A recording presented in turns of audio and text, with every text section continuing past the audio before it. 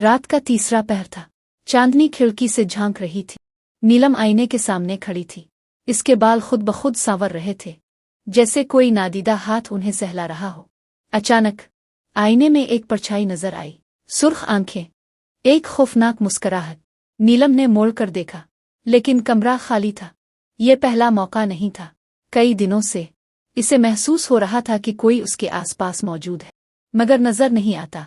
नीलम एक आम लड़की नहीं थी, बल्कि इसके खून में एक पुरस्कार राज छुपा था। वो किसी आम इंसान की नहीं, बल्कि एक जिन की बीवी थी। लेकिन ये बात इसे आज तक नहीं बताई गई थी।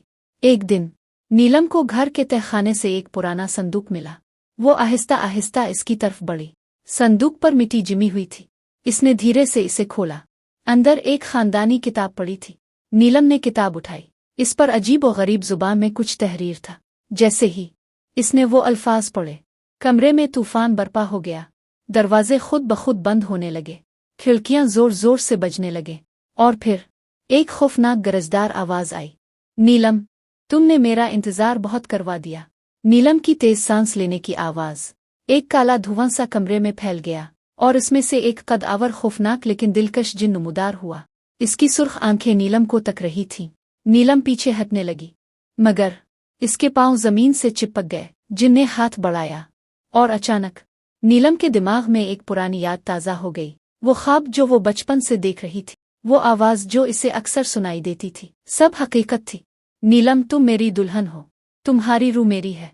नीलम की चीख गिले में ही दब गई। जिन ने नीलम को अपनी दुनिया में ले जाने के लिए हाथ बढ़ाया, लेकिन तभी नीलम के गिले में मौजूद तावीज़ चमक उठा। जिन एक लम्हे के लिए पीछे हटा, और उसके चेहरे पर अजियत के आसार नुमुदार हुए।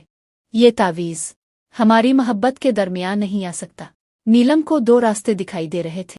आ तो वो तावीज़ तोड़कर हमेशा के लिए जिनकी दुनिया में चली जाए, आ अपनी दुनिया में रहकर इस पुरस्कार मोहब्बत को हमेशा के लिए ख़त्म कर दे। लेकिन नीलम ने ऐसा फैसला किया जिसने सबको हैरान कर दिया। क्या नीलम ने मोहब्बत कबूल किया, हमेशा के लिए जिन से नजात हासिल कर ली? आपको क्या लगता है नीलम का फैसला किया होगा?